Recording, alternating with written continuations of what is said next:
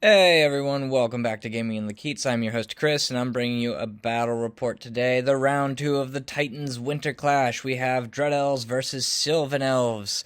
And happy Saturday. Right now it is raining in Baltimore. It was snowing earlier, but now it's raining. So I hope everyone is home, cozy, enjoying the weekend, and maybe getting some painting done. I know I am, or at least trying to. So, anyway, let's get on to the lists. Alright, you can pause, take a look at my list. I've already talked about it in greater detail. So hopefully the Dread Prince, hopefully Marathi, she can do some business today against the Sylvan Elf list. I think she has a decent matchup against this one, so I'm hoping she redeems herself from the previous game's blunder. I also will say that I feel like my last video report perhaps was a bit curmudgeon-y. Uh, like, and I do feel like these latest battle reports and just these games in general that I've been getting, I've been noticing, I think I've been letting just like outside stresses get to me in the games. So I'm looking forward to like working on that to make sure that like the ninth age is still something that is like indeed fun. It's just like the whole like, you can only like yeah, accept the things that you can control sort of mindset. Um, and let's see if I can just like focus on being a bit more vigilant about my demeanor during some of these games. I do apologize to any of my opponents if I've been like in any form sour. But I hope they've indeed had some good games. And then also we had it's been interesting because like after making the report last game, we saw that like when the Chosen dropped to 2 attacks, but then someone reported, wait, no, that's a typo. So luckily, we did everything correctly in that game in terms of getting the Chosen rules correct there. So that's good. I don't know why that was a typo. That makes no sense, especially since they had extra support 3 anyway. So that was an oopsie. But good thing that was all sorted out. And then I did get some clarity on the Altar of Yema in terms of how it's supposed to be played. However, this took a little bit more research. So upon speaking to like someone from who designed it or helped design the rules, so effectively you get the Strider rule. Basically you get the Strider rule now when you connect with the charge. However, after that has been done, if you break a unit, even if you catch the unit and is destroyed, you still have to take those DTs on the pursuit and the overrun. And this is what has been informed for me. So it doesn't matter whether or not you caught the unit or not, you still have to take dangerous terrain, which I find to be a bit clunky.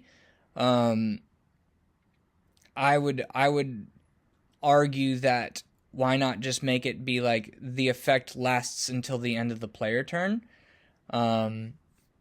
just to keep everything continuous. But I guess perhaps the design team felt that that was too powerful, or I don't know. I really don't know. But yeah, so if you can connect the charge, you get devastating charge Strider. But then once you're out of combat and like you're making a pursuit or overrun, regardless on whether or not you catch the unit or not, you still have to take the dangerous terrains. So unfortunately, in this battle report, we didn't play it that way because it was still ambiguous. We were still trying to figure it out. But such is life. Okay, and then going into my opponent's list, he's got an Avatar of Nature Glory Hunter, so if he kills someone in a challenge, then he automatically counts as getting a secondary, which I think is fantastic on this unit. And he's got Entangling Vines, so I re-roll successful to hit rolls in a duel with him, which sucks. I I hate that roll. He's got another Killy Force Prince on an elk. So I think he's shielding bark, so he's got a 2-up, 5-up with this guy. Either 3-up, 5-up, or 2-up, 5-up. He's got Spirit of the Whirlwind, so he can put out, when he charges, I think around 6 or 7 attacks, which is nice. I think this guy either gives a reroll charge or a maximized charge with the Horn of the Wild Hunt. I can't remember. It might be reroll charges. We've got a Chieftain with the Hunter's Honor Spear, which is nice. Gives the unit distracting if he hits. Battle Standard Bearer. We got a Dryad Ancient, Captain and Attached, so Scarred Bark. That's nice for the Dryads. We got 24 Dryads, 14 Archers, which is actually the only shooting unit in this list, aside from like some pew-pew bows here and there from the characters. I don't think the Kestrels, these are the combat Kestrels, so they don't take it. We got 19 Force Guard with a Sheltering Standard, because duh. 2 units of 3 Kestrels with lances and shields, just to keep them around a bit more. Yep, so these are the combat ones, 2 Aether Icons.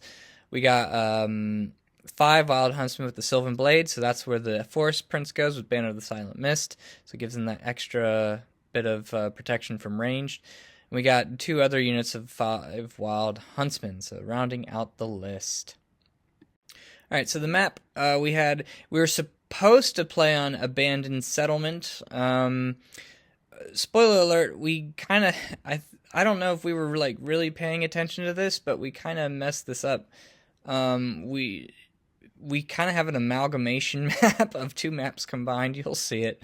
So that was just our fault. Neither of us caught this clearly. So deployment was Spearhead, so that's the one where you divide the table into thirds, and then you have a vanguarding, you pick your vanguarding third, which is really fun. I like this deployment a lot. And then we have Breakthrough was the primary, and then we got my secondary was Enslave and Ransom. So I need to run, in this hotfix version, I had to run down, I think 2 units, like destroy 2 units. This is from what I'm trying to remember here, so bear with me, folks. And then the secondary for my opponent was Forbid Trespass, so my opponent chooses a terrain feature that and try and prevent me from, I guess, like trespassing in it with one of my scoring units. Alright, so macro side of things, I would say that my list has the ranged and magic advantage, like the hunting chariots combined with the repeaters, combined with the corsairs, is really nice. I am going to take molten copper, of course, which I'll get into in a moment. I do have more dedicated chaff pieces, so I do feel like, the chariots basically, especially with the Altar of Yema being able to move 12, and the Mist Leviathan in here, they can make, I think, pretty decent chaff if need be. I don't have like a quote-unquote dedicated chaff in this list, but I do feel like I can pick and choose my combats a bit more, because my opponent unfortunately just has those smaller like combat units that if he wanted to chaff me with, he's still throwing away like 300 points. And then I do think I have the advantage on the primary, just because my scoring unit of spears, like, I think can push through his units better and get into his deployment zone. So, because he only has the archers and the dryads as his scoring. Or sorry, the archers, the dryads, and his unit of spears, which is just a lot smaller. So I do feel like I have the advantage on the primary here. The micro, I'm just going to have to use molten copper to maybe plink off some wounds, and then hopefully I can get it with the chariot prince.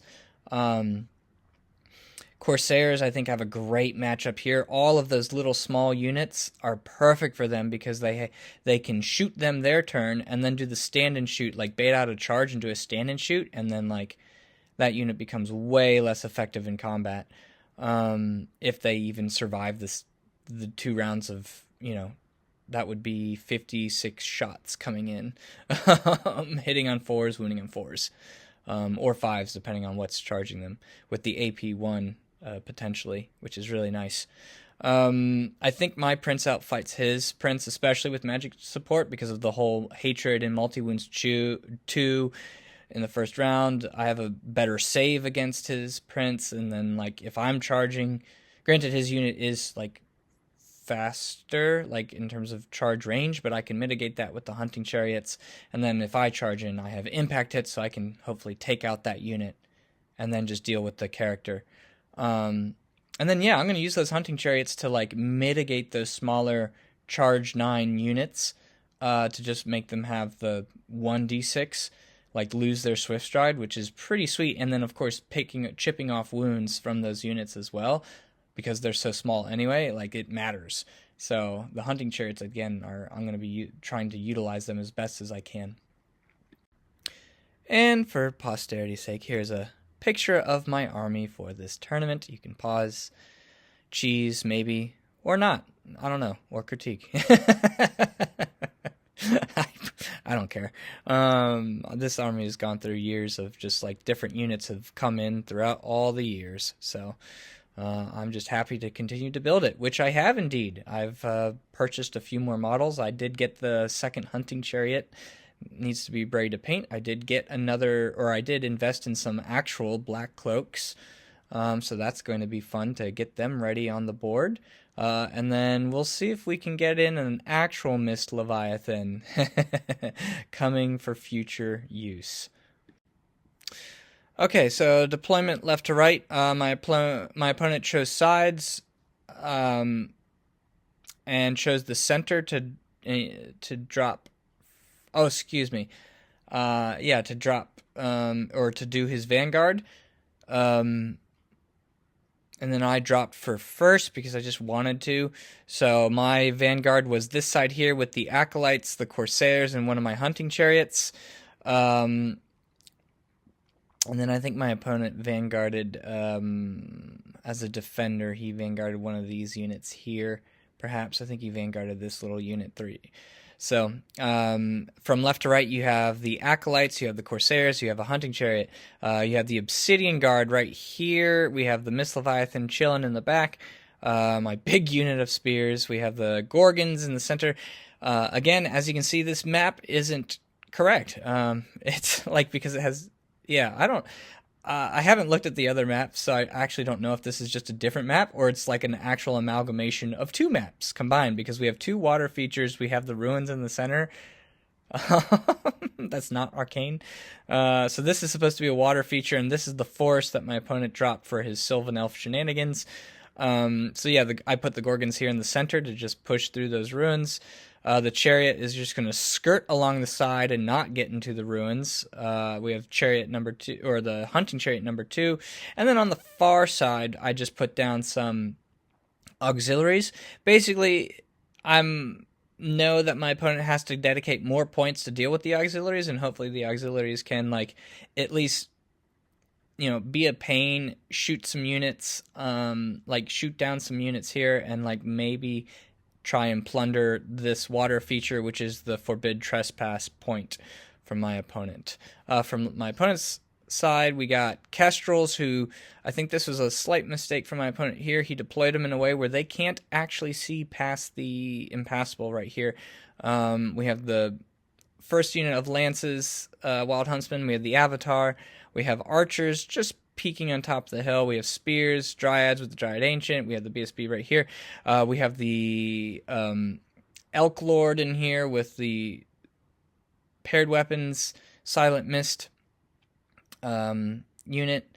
Then we got another unit of lancers, and then kestrels just supporting the lancers from behind.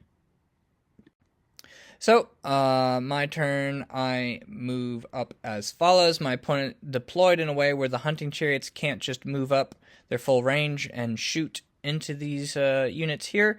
So instead I move in a way to just try and cover any sort of angles, like light troops 18 inches, where he can't just go 18 inches outside of my line of arc. So I just move up like so. And on the other side, you see Gorgons. We're just gunning it for the middle here. Gorgons push through, spears push through, obsidian card push up. I have the Mist Leviathan kind of facing out this way to cover the Kestrels if they want to get into my backfield. Corsairs move up unmolested here, and then because the Kestrels can't charge. Oh, it looks like my opponent did not Vanguard, or you do his Defender Vanguard. I don't know, where might he have done that? I can't remember. Because they can't charge, I'm able to come into this space right here and to cover any space that these light troops can with my acolytes. So I'm just trying to cover this little area here. And yeah, into magic. The first spell, I cast a Molten Copper on this guy. I miscast it. I forget the spell, and surprise, he makes his Aegis saves. So, great start. So, no shooting to report, so into my opponent's turn 1. So, my opponent moves, as you can see here, just trying to fan out a little bit, putting the units here in the forest to get cover. So those shots are going to be moved long range and cover.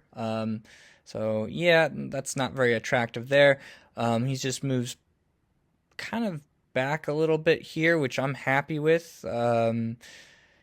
Just keeping his battle line solid. The only shooting he can really do is just with his archers here. He's going to see if he can plink some shots onto the Obsidian Guard. He doesn't want to move up because the hunting chariot is kind of covering a flank here, which is really nice. I think I maybe plinked off one wound from one of the spears with the hunting chariot already, but from this guy right here. But it's kind of a moot point here. So the Tree Father he puts him in a way where he can actually charge past both sides here, which I thought was nice. He puts his Kestrels behind the centaurs, or the models are centaurs, but the huntsmen, and he's just trying to cover any space that I want to take into this side here. My opponent doesn't really have any magic, so let's see. Oh, but in this case, my opponent does use the Tree Singing to move the forest closer to this side over here. So Tree Singing moves over there. Can't do anything about that.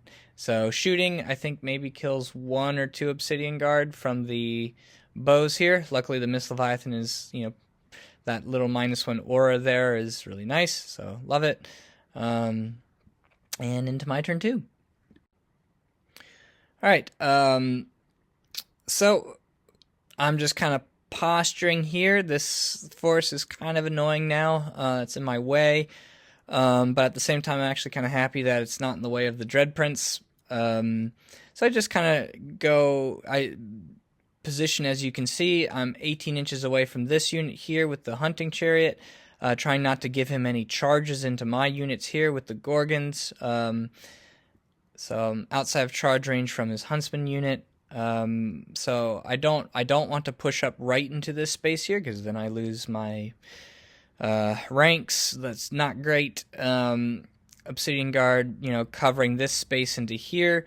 Hunting Chariot now switches formation and is looking this way. So here's the plan. The Corsairs move up. I'm going to shoot into the Wild Huntsman, trying to bait out a charge here, and then I plan on fleeing, and then I countercharge with the Acolytes.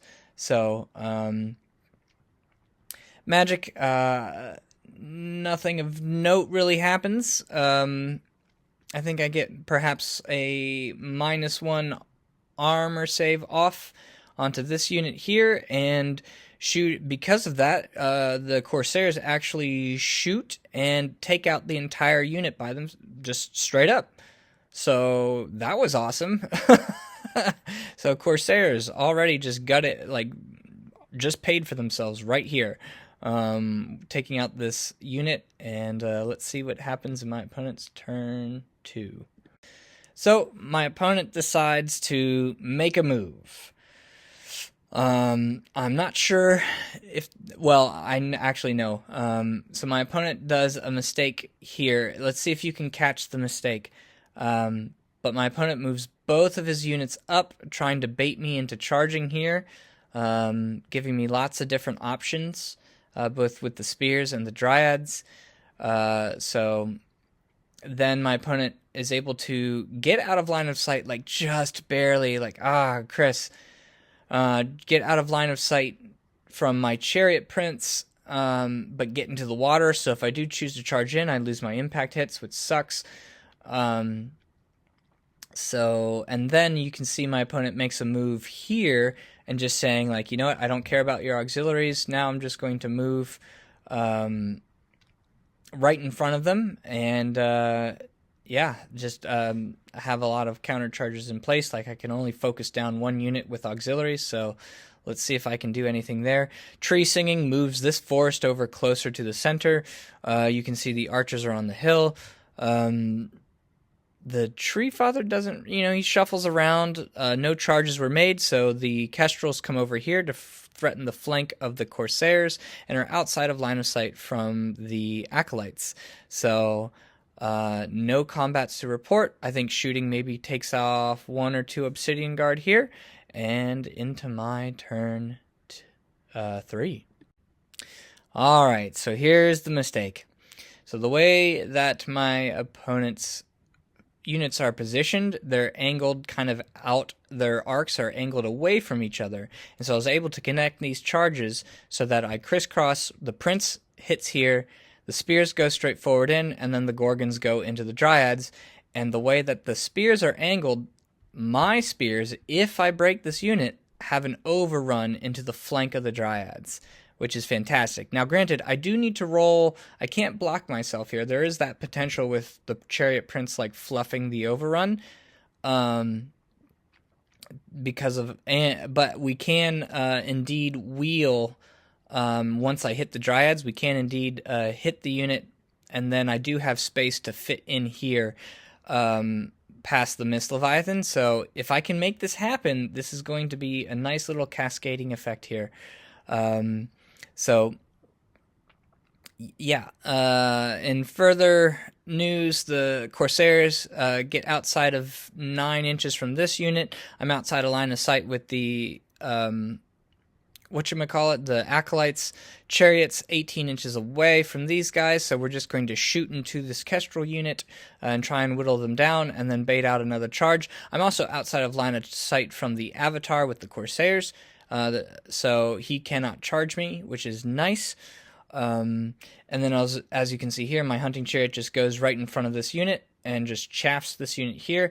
And I think this might have been a mistake. I don't charge the huntsman because this is the lance unit, not the paired weapons unit. And I'm thinking I would have had 2 ranks and a banner and a charge, so I'd be up by 4. I have parry with shield, so he's only hit me on 4s. I have +1 to wound. I might be able to actually do something here with this unit. And since he's not getting devastating charge, I don't think he gets his fury off. So I think this was a mistake. I was hoping to maybe just like take out like this unit here, like delete them, so I chose to not move. But I think this might have been a mistake on my part here, not charging this unit in. So magic, I get off a -1 resilience on the dryads, which is helpful. And let's go into... Oh, yes, and shooting, I take out a Kestrel, which is nice. And I take away their Swiss Stride with this guy. And shooting, I kill, I think, 1, if not... No, I think I kill 1 huntsman from this guy. Because, remember, with Sylvan Cloaks, now all my shooting is at best hitting on 4s. Shooting here, I actually only kill... I whiff. And I actually only kill 1 wild huntsman. So, auxiliaries are going to eat it. All right, and the plan has been enacted. I absolutely bully the crap out of the spear unit. I failed to catch with the chariot. God damn it. Like, come on, girl. Like, I need you to catch this unit. But the spears do easily make it into the flank of this unit. As you can see here, this is where the last one would be, but it's because of all these spiky bits, everything, we had to just we know where they are, we had to move the models over. My Leviathan takes 3 wounds, by the way, from DTs from marching in, because I'm trying to cover the charge from the Avatar into this side here. So, yeah. I'm not. So I think now it's possible that I should have just taken DTs here with this chariot. So that was my mistake there. But yeah, we go into the Dryads and break the Dryads. As you can see, I do lose a Gorgon in return. And then the spears actually do make their overrun and hit the other spear unit. So I think that gives me my point for my 1 point for my secondary, which is nice. And yeah, we are there where you see it. Okay, so my opponent's turn 3. He charges the auxiliaries here to your right. They're dead. I mean, I do have parry. Maybe that saves them. He charges the hunting chariot here. That's fine. My opponent charges the Mist Leviathan with the Avatar. And then my opponent charges the hunting chariot with the Kestrels. I flee and then redirects into the Corsairs, so trap enacted. And I do a stand and shoot, and I kill another Kestrel coming in. So Corsairs are doing exactly what they're designed to do, which is awesome. No magic. I think no tree singing either, because all the trees are touching units anyway. So yeah, let's get into combat. So, I actually do survive, and my opponent is forced to chase me down and overrun, and hits the board and then reforms, which is fine. Reforms here. My opponent does reform here. This is a picture before the reform. And then the Dryads do rally up at the top here as well. And impact hits kill a Corsair, but my opponent flubs with the remaining Kestrel, and the Corsairs pick up the Kestrels, which is great, and then they reform to face those archers. Alright, so I know a lot has happened already, and it's going by quickly, but actually my opponent and I at this point are running out of time, so we're trying to do things very quickly here. So yes, these units, by the way, did reform. The Dryads did rally, like I said. And so on my turn, I start pulling the Obsidian Guard over this way, and I want to, again, in turns 5 and 6, march and then march to get another scoring unit in my opponent's deployment zone. At this rate, I know I have the primary, or at least I'm hoping I do. And then I bring the Corsairs up to just pepper these archers, maybe cause a panic. And yeah, let's see what happens. I charge again into the Dryads, trying to hope to get off the board, or well, not off the board, excuse me, but to get a reform with this unit. And all I need to do is just roll a 4 or more to get past this hill, out of this Avatar's line of sight, and hit the board edge. So let's see if I can do that. The chariot comes to reform. I am on top of the hill here, so I can see the Avatar just in case. And to see this archer unit as well, to get them out of the way. And in the shooting phase, my chariot does rally, which is nice. And oh my god, the Corsairs just absolutely light up these archers. I think they bring them down to less than 25%. They fail their panic and then they break and are destroyed. Either that or the Corsairs actually completely wipe the unit. I couldn't remember which one, but I just spiked hard on this unit here. That was wild. Oh, and I did get off a -1 resilience on the archers to make sure that I got them. So I think that might have tipped it. So I think I actually just killed the unit outright, which is crazy. So Corsairs all of a sudden racking in 3 units this game. Good for them. They've tripled their payment. And disaster happens. So I am able to break the Dryad unit, and I catch them, so that gives me my secondary. and then neither of my units make it to the edge of the board. I rolled a 3 for the overrun. And you know what that means? That means that fucking Avatar of Nature can see the butt of my unit. I just needed to roll a 4 or more, and I didn't. Crap.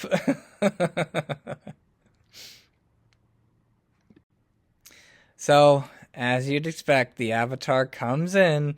It's a flank charge. So the Avatar of Nature comes into the flank of the spears. Oh, that sucks. And then my opponent's bringing the Huntsman unit, both Huntsman units over here to support. And the worst part is because I didn't get to reform and I didn't hit the board edge, I have no counter charges for this. So it's looking like I might actually lose the spear unit. And yes, there's no counter charge here with the Chariot Prince either. Because the way, like, I was really kind of boxed in with this reform on the Chariot Prince. So I think this is the best I could have done. But yeah, like, oh my god, this is not looking good.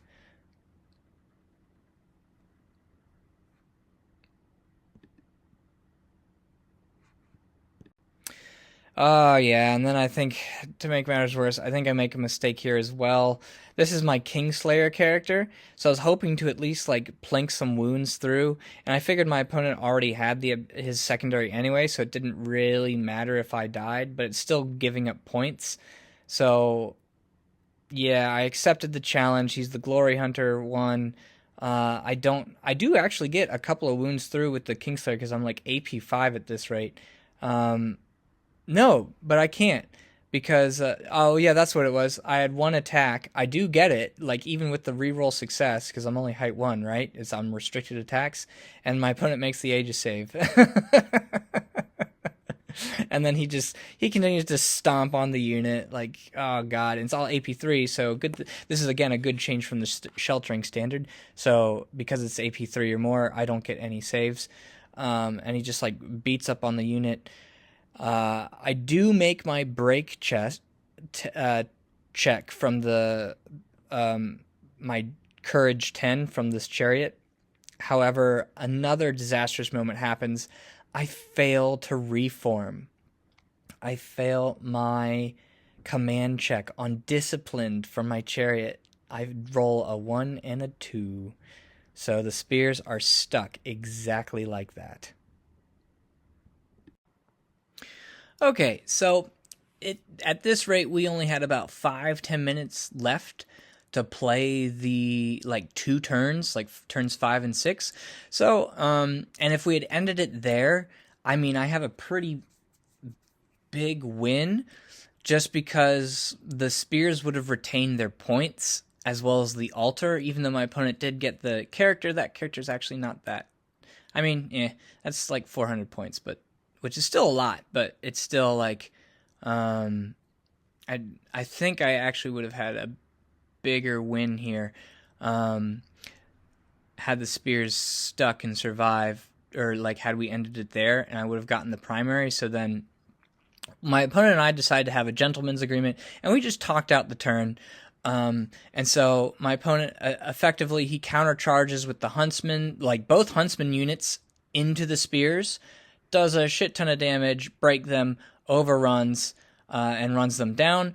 Then in my subsequent turn, my Gorgons come in to countercharge his huntsman unit here, and I get their points. And so then the real question, because the real question is, does the Chariot Prince take out this unit of huntsmen and take out the character? So this is the one we rolled out. This is the most uncertain one.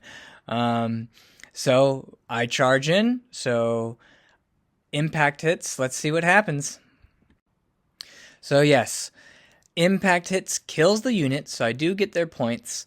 And in the challenge, I think I get 3 out of 4 wounds through.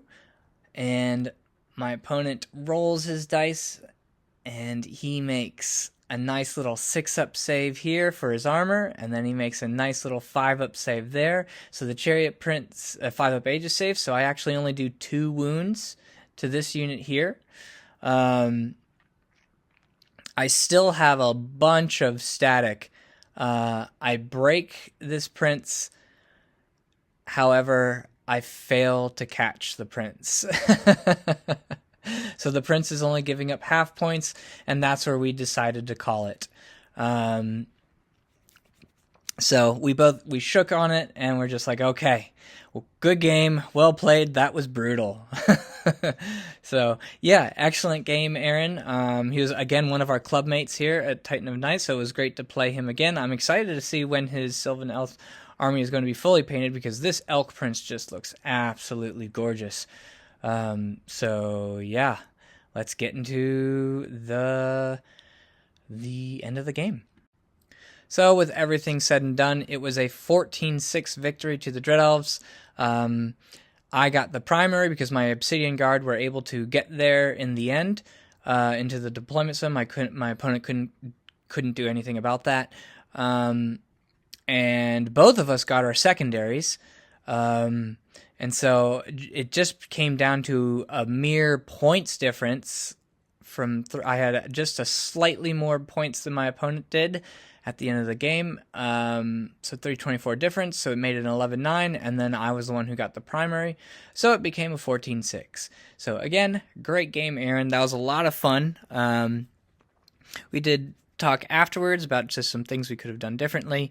But yeah, let's get into those post-game thoughts. All right, so the macro side of things, like, this is something I've been noticing in general. Like, having those ruins in the center of the battlefield has been just like, I've been really struggling. I've been seeing in my recent reports on like how to deploy accordingly. And quite honestly, it's starting to make me think like it's affecting the way I've been building lists now too, like with maps with those ruins in the center. And it's been getting me to think of like, all right, how do I get a stalker standard into like my big spear unit? So I'll probably end up building lists differently now, a bit differently now, because like, I mean, the sheltering standard is still really good, I think, on them. It just means that unit is just that much more survivable with that massive amount of health point pool. But then, yeah, so I think I can be just deploying a bit better here, overall. And then I'm happy to go first in this round just to put pressure. I know normally with breakthrough, or like with an objective like this, you probably want to be going second so you can have the last turn to move and get into, be scoring that objective. But in this instance, I was actually happy to be going first and putting a lot of board control onto my opponent, especially because all of our scoring units were like infantry. So that's what I was hopefully looking for, and as well as to mitigate my opponent's a lot of his light troop movement. So then the final one is, just playing on the correct map. both my opponent and I could have easily looked before we played this game. Like, we just arrived on the table and assumed it was the correct map, and then as I'm looking at it now in the battle report, it's like an amalgamation of 2 maps. I think, at least. I mean, I'm conjecturing there a little bit, but yeah, I think it was like 2 maps combined, so that was just an oopsie there. So yeah, with the micro side of things, now when I've played Aaron before, he's done this mistake against me a couple of times, where he's like angled his units like facing away from each other so they're not supporting each other, and because of this, it allows for those overruns to happen where I can combo charge, break one unit, and then overrun into the flank of another unit. So that's something we talked about. Oh god, the spears with their silly low overrun roll and their freaking failed commands. Like, they just damn it. That was super unlucky. That cost me that entire unit. I am happy with how I played the Corsairs, like that left flank in general. I was happy with how I played it, using my light troops and my shooting and range to mitigate his ability to move and outmaneuver me. Again, the question is, should I have just charged the Huntsman with my auxiliary unit? Because I'm taking away his devastating charge bonus. I have effectively a static of 4 before we even start, and like hitting on 4s, winning on 3s versus his hitting on. Actually, it's like literally the same stats. So yeah, I don't know. And then I just probably shouldn't have accepted the challenge with the Avatar of Nature for my with my wizard. I just should have. Yeah, I don't know. Just give me a chance to save those points, and then like say I had reformed. Yeah, those are my thoughts there. But who knows? Maybe it didn't really matter in the end. So those are my post-game thoughts. All right, thank you so much for watching and making it all the way through. Like and subscribe for the glorious hunter that you are. And yeah, no, I greatly appreciate it. It just helps get this channel a bit more seen. I was thinking about it. I could be wrong here, but I'm not sure now if I'm like the only one in the United States who's doing 9th Age reports, at least regularly. I have no idea. Maybe put in the comments someone who's still doing 9th Age battle reports who's in the United States. Because right now I think all the people who have like switched over to Old World, which is kind of a bummer. So here we are. So yeah, spread the video, like, subscribe, like I said, to just get this content out there. Thanks again, Aaron, for just a really fun and fantastic game. And yeah, all right. I'll catch y'all in the round 3. Ciao, ciao for now, y'all.